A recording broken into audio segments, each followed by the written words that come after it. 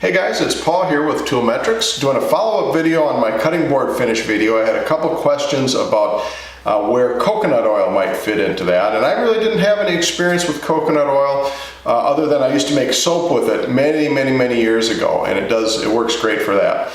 But I never really considered or tried it as a cutting board finish, and so I went out and bought 3 different types of coconut oil product. First did some research and found, wow, lots of information, lots of confusion out there about coconut oil, so I could see why there was some debate as to whether it was a good finish for cutting boards or not. So bought 3 products. The links I'll put down in the description below, so if you want to buy them, I'd appreciate it if you click on those links. It helps support the channel. The first one is just regular old coconut oil, the stuff that I think of when I hear the term coconut oil. It's a solid at room temperature, so it's kind of an interesting product.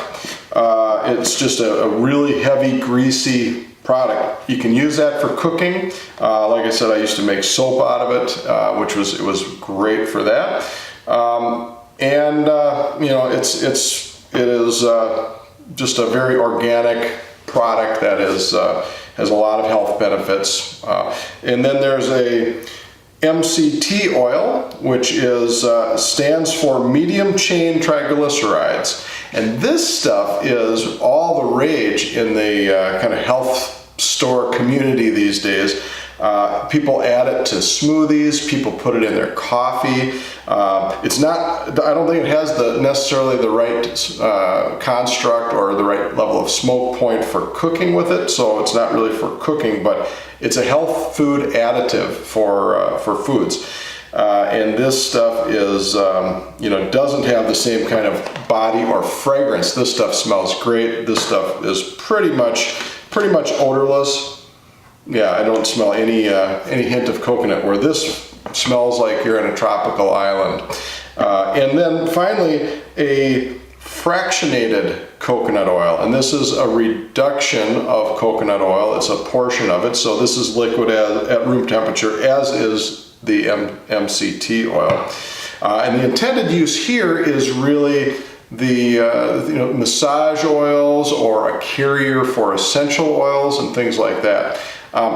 My homework on this suggests that this is not really deemed to be food safe. I think there's some debate around that, but it's not FDA approved. I couldn't get any endorsement around, yeah, you can use that for food. So I really focused then my testing on these 2 products, the MCT oil and the traditional coconut oil. So I applied both of these products to this plate, which was something that was almost finished in my shop, and then was jarred loose on the lathe, and so I wasn't able to finish it. But anyway, applied both of these products. The traditional coconut oil, the full body coconut oil, it's pretty greasy to apply it, but it goes on, a little bit goes a long way because it's so thick, it doesn't penetrate very deeply down into the wood. It more stays at the surface. This product goes on really a lot like you know, some of the other products that I tested in the previous test. I would equate that to kind of the mineral oil, regular mineral oil, not the mineral oil and wax combo. So this goes on, and I would say that this offered the same protection, pretty minimal protection. You'd have to reapply this a lot. Whereas the traditional coconut oil, I would say gave better protection than any of the products in the test, at least comparable to the wax mineral oil combination, which is what I normally use for cutting boards. But I would say even a click or 2 better than that, just in terms of how many washes I could go through before I started to see some diminishing protection on that from water. So I went through and washed it repeatedly. I probably went through 6 or 7 washings, and then I could, you know, this was not beating up water even after the first washing. This one, 6 or 7 washings into it, still beating up water. So really, still I could see that it was reducing in its ability to beat up the water, but still a strong showing for this product. So these products both, I think that the jury is out on the shelf life on this, but really I didn't find any references to say that there was indefinite shelf life, which that was some of the claims being made.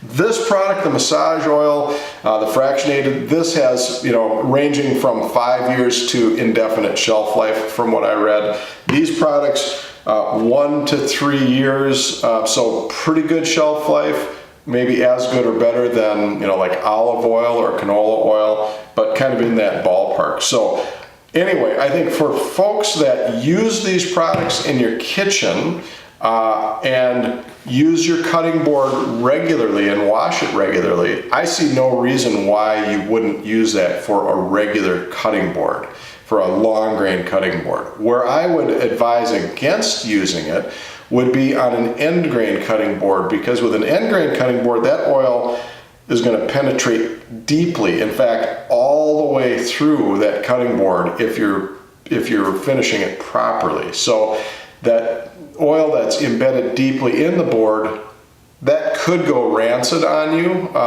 with an end grain cutting board. But for a long grain cutting board, I would go ahead and use either of these products. This one, like I say, there's no particular advantage over mineral oil, but if you have it in your kitchen anyway and want to use it, great. The traditional coconut oil, I think you're going to love using that on a cutting board, but wash it regularly, use it regularly, don't put it on the shelf. Where I would advise against using this, either of these products, would be if you're selling cutting boards. And the reason that I say that is I've sold, with my father in our Vern's Wood Goods business, we've sold hundreds of cutting boards over the years. And I can't tell you how many times someone comes up to me and says, oh, I really love that cutting board that I bought from you a few years ago. I've hung it up on the wall and I just can't get myself to use it. So in that case, you don't want to put something with a shelf life on it. So in our business, we use the mineral oil and wax combo along with the regular mineral oil, like I described in the other video, and that works great, and there's no shelf life issue. If you put something like this on, I would be concerned about it going rancid. I actually had some coconut oil a long time ago in my soap making days go rancid on me, and that had been sitting there for about 5 years. I kind of forgot about it, and I opened it up, and I wished that I hadn't opened it up. So don't put that on something that is going out to customers. And again, my recommendation is don't put it on an end grain cutting board. So there you have it. Really interesting stuff on coconut oil. Thanks for watching. I hope you'll subscribe and come back for more woodworking, tool-related videos, DIY stuff, and let me know what you're interested in. And let me know if you found this helpful. Give it a like if you did. Thanks for watching.